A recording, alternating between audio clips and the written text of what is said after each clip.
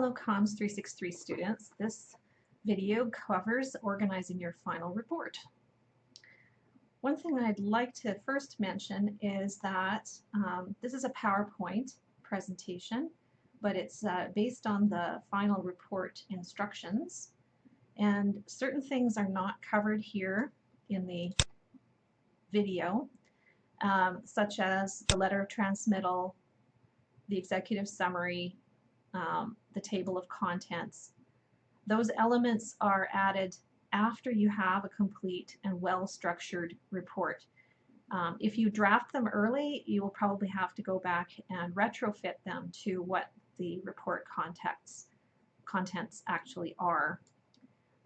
So I'm going to focus more on from the introduction until the recommendations in this video. But I'm basing it on what the instructions document says. So please don't just go with the video, but refer to the instructions as much as possible and use the video as an overview and a guide. Okay, main points to keep in mind. This video will help you to avoid major O category errors, organization errors, for having content in the wrong major section. You'll also avoid minor O errors in micro level structures such as paragraph unity and the structure of arguments. The level 1 headings that we give you is assigned and fixed, and so that is listed here in your instructions document. Okay, these are level 1 headings, and include those word for word in that order. And there's the approximate length, and we do not judge this, but we recommend that findings be the important part, and that you don't say too much in the other areas, because there's more to cover in the findings.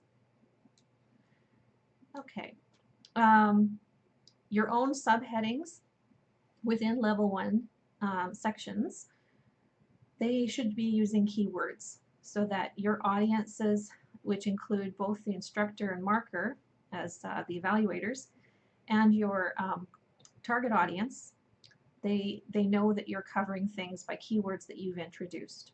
So those will be important to include in headings, not to make headings too generic on one hand, nor too puzzling on the other hand. We're going to look for all of the methods being explained in the methods section rather than elsewhere in the report. And findings section should evaluate the website and not the website context. Everything in findings is focused on what is currently on the website. The conclusions list the major claims from the findings. So it's a list. Recommendations are also a list, and they're also based on the findings. And it's very important to keep in mind that none of your own recommendations should ever be stated earlier in the report. Your report is primarily evaluation, and the recommendations is a way of concluding the report with action and practicality. Now I'm going to focus on findings first before any other sections, because all of the other sections are unpacked from the findings. The finding is the heart of your report. It's the core, and it determines the content of every other section. And I've put in red things that you should not do as you structure the findings section. Do not structure it by method, and that means don't separate it by research method. Don't separate survey data in a heading called survey data,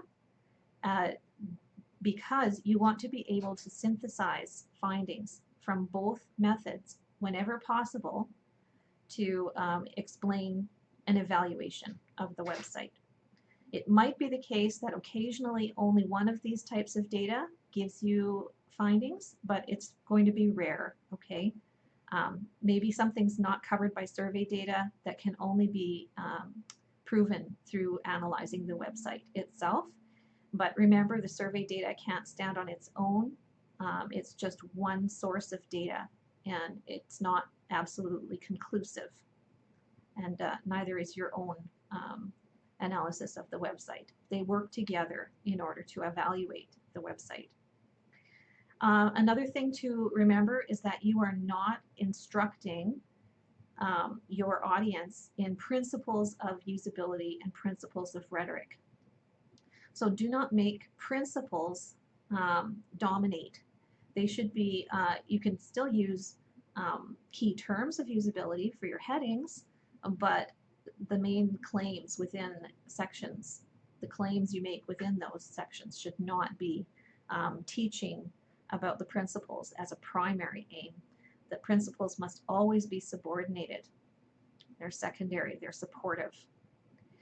Another thing about findings is that it does not focus on context.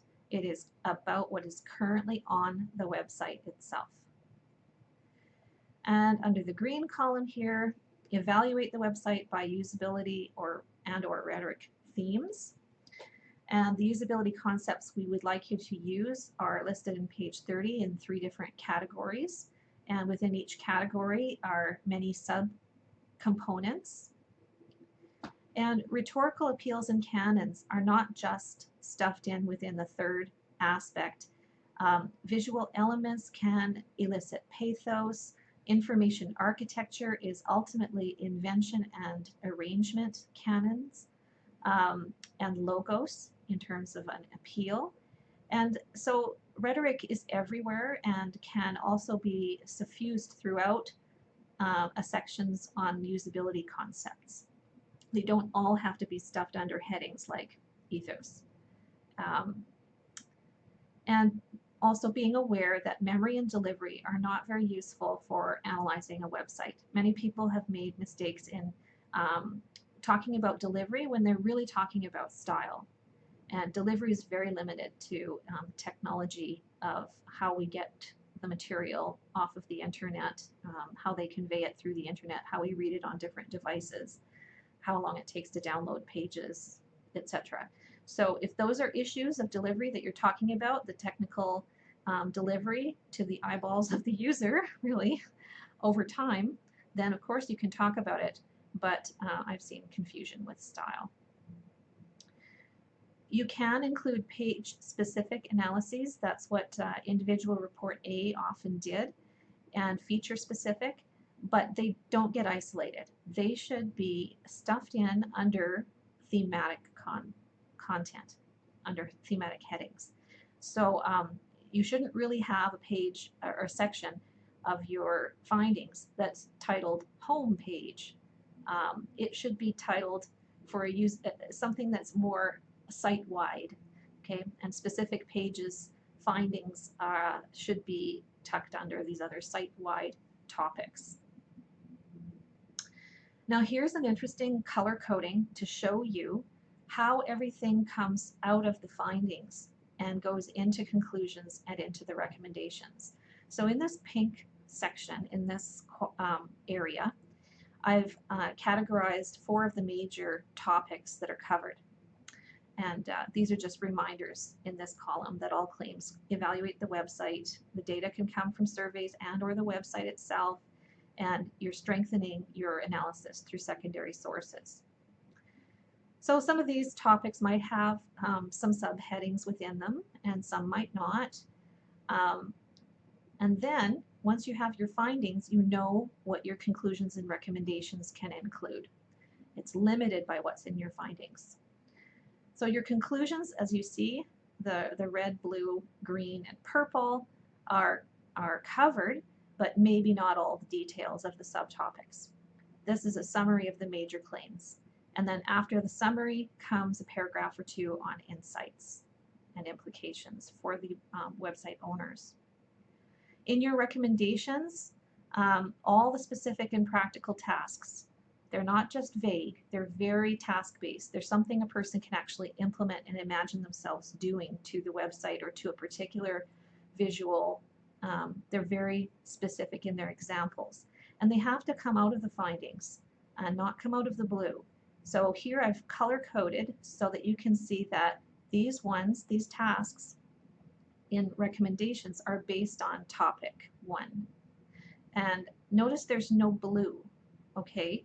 And that's because not every finding needs to result in a recommendation. You can evaluate something, but then it might be difficult or unnecessary to make an isolated recommendation.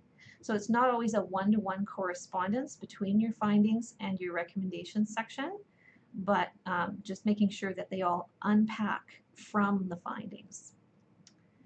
Some of the recommendations could be about optimizing existing strengths. Remember that they're not just about how to fix problems.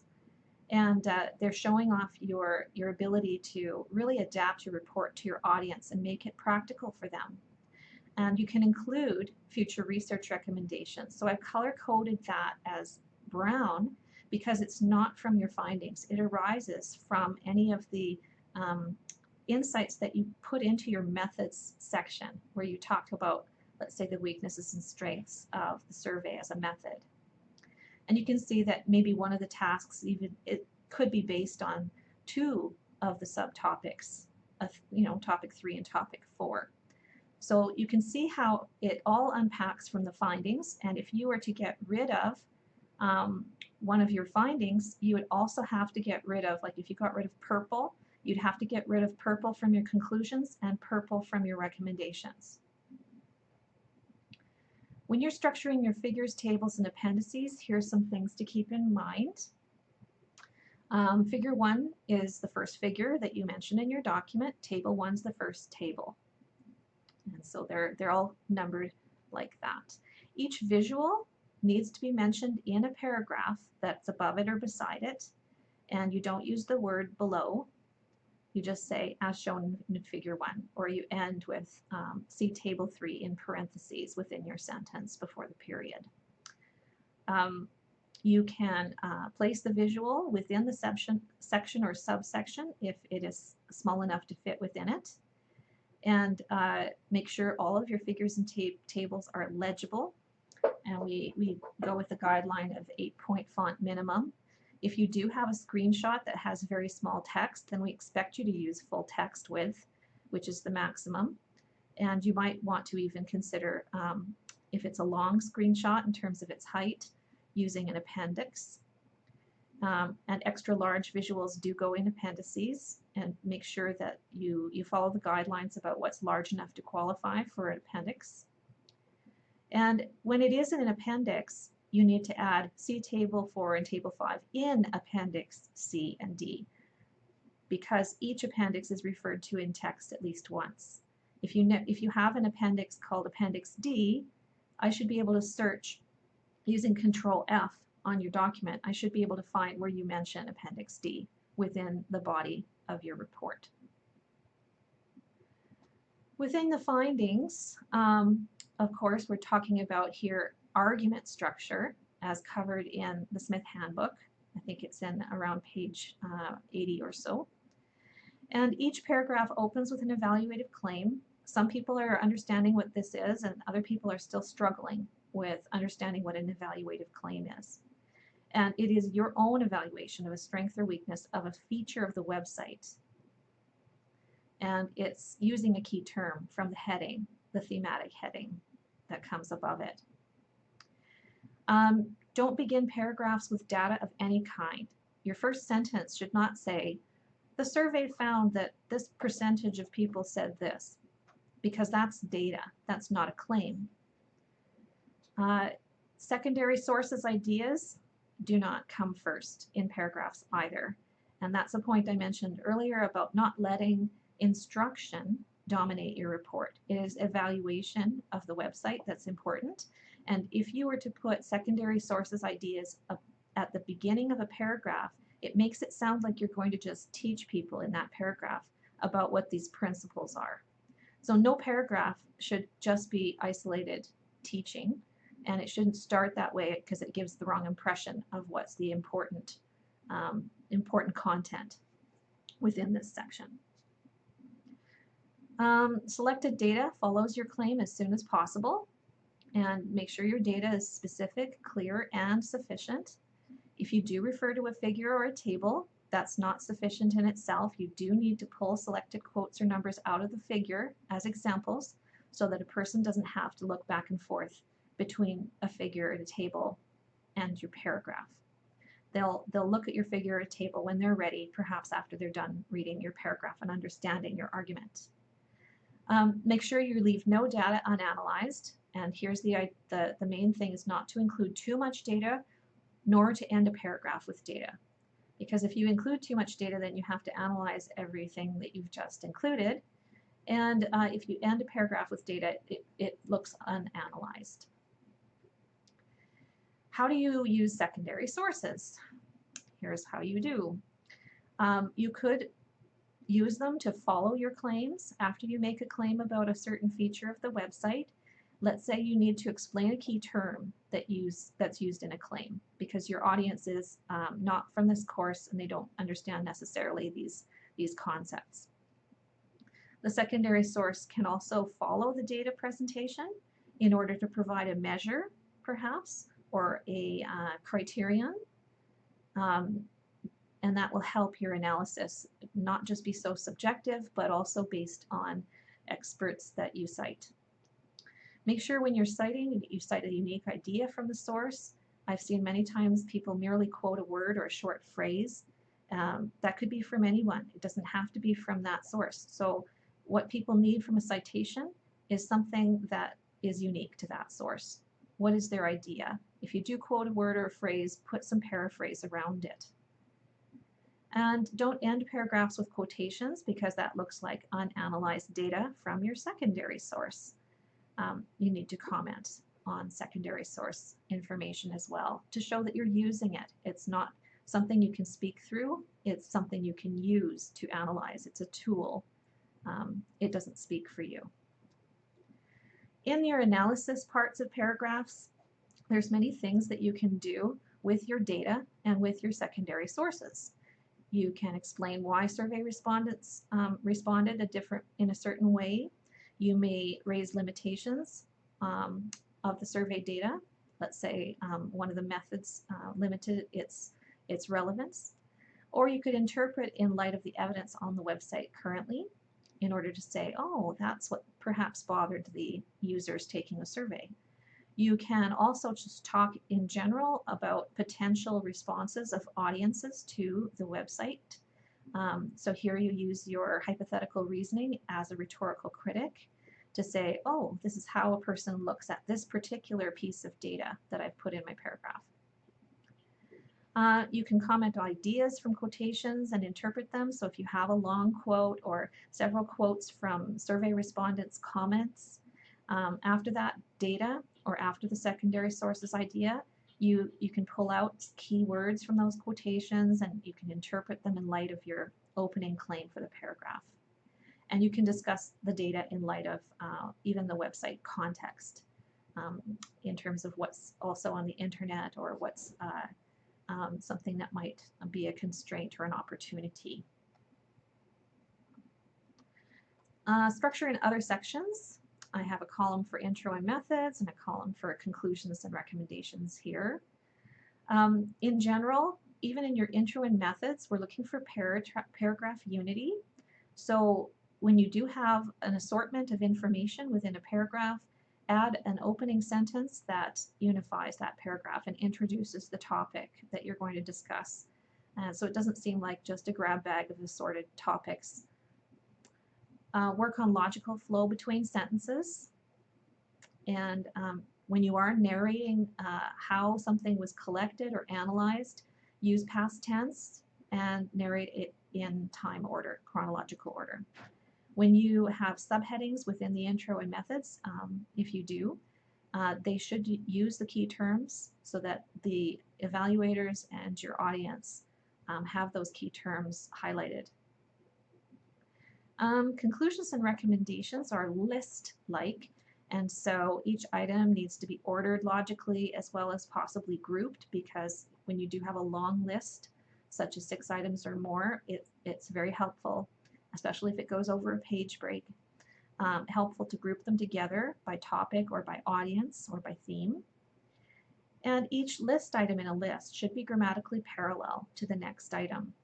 So if you have a list of 5 bullets long, or then each bullet point should start either with a noun phrase or with an imperative verb.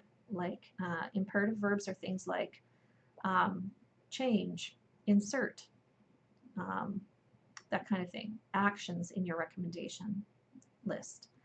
And always main ideas come before the details. That's the case in all kinds of professional communication. You don't give background or justifications until people know what you're talking about and what point you're trying to make. I'm going to back up now to the intro, the first section of the main body of your report. The intro and methods sections and the instructions don't give very step-by-step ideas on how to structure it. So I'm giving you some ideas here that aren't in the instructions that will help you to do that in a logical order. In general, you need to focus on introducing and justifying your study. And this isn't introducing the report necessarily, but the nature of your study. So these are some of the main things that you should cover, and possibly in the order, generally in the order in which a reader may need to know them. What we studied, which website, when, what kind of study it is. Well, it's a usability analysis evaluating, it's an evaluative report, evaluating the website's quality in light of its usability and its rhetoric. And so you need to determine, well, your readers will be puzzled by some of those terminologies. They might have seen them before, but they might have different ideas of what they mean based on their vocabulary knowledge. And they might have misconceptions on what you mean by these terms. So it might help to cite people to explain what these terms mean, but keep it brief, because your main point is not to instruct them. That's just an explanation. That's a sub-point. So moving on, not taking too long on that topic, what topics of usability and rhetoric are you focusing on, and then why as soon as possible? Why are these particular aspects really fitted to and customized to your needs, dear audience? Right? You're talking directly to the website owners, and you're showing that you're not going to be including topics that are irrelevant or just for the sake of interest. But these are very pressing, practical, and useful topics given their organization and given the nature of their website and its context. And it's important to mention for anyone reading your report who you are, and don't get too much into details. You can generally say what kinds of background or types of majors you have perhaps, but only as it's relevant to this study. Don't go into things that are just personal or just sidelights, and don't let it distract from the main trajectory of what you're doing in the introduction. So keep this very brief, but it helps to explain your perspective and how the study's methods and concepts were shaped by taking Comps 363. And please do not include any summary, because this introduction is not introducing the report structure. We have a table of contents and we have an executive summary coming earlier, okay, and those things fulfill the role of introducing the report structure. So we don't need a report structure intro. Moving on, the methods section, again, I would like you to supplement the instruction set with these things that help you to kind of walk through what you include. A lot of the instructions, they're assuming that you have written these in your report B and report A. And so a lot of the topics covered that were assigned for those should go in the methods section. Please do not structure it by description, narration, and justification. This was a bullet list in the instructions, but they're not subheadings. They're argument types that you use in this section. And so they should be used appropriately throughout as ways of communicating, but not sectioning your section on methods. So the first thing you talk about usually is collecting the data, and after that you talk about analyzing the data. So as you describe, narrate, and justify, you focus on, okay, the survey methods, and then maybe the website context research. How did you collect information that helps you evaluate this website? Perhaps even the website itself in terms of when you collected its data and how much of it you included. And here, analyzing the data, that's prior to making any tables or figures, prior to writing any paragraphs. This is your thought process. And so I've bulletized a few of these. Secondary sources provide principles and concepts. So you can itemize your key sources here and cite them by author year. You can talk about how you compared questions across the survey rather than just focusing on isolated survey questions. You can talk about how survey data was compared with relevant website data. So the synthesis of these two data sources strengthens the conclusions that you can come to about the quality of the website. And the macro level content inventory is a method in which you scanned the entire website and selected pages. So you could briefly talk about anyone who did report A, the kinds of things that they did as they did a scan or an inventory.